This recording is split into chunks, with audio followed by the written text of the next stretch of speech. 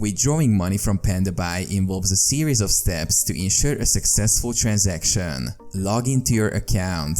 Access your Pandabuy account using your credentials through the website or app.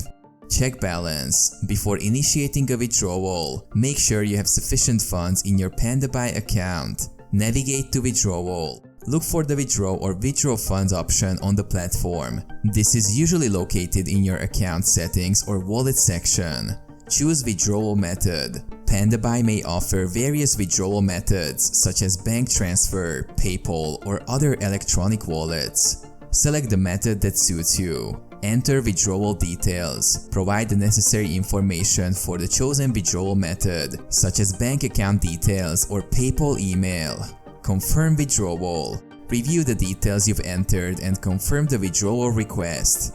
Wait for processing. Depending on Pandabuy's policies and the chosen withdrawal method, the processing time can vary. It could take a few days to a week for the funds to be transferred. Check withdrawal status. Monitor your Pandabuy account or the chosen withdrawal method for updates on the transaction.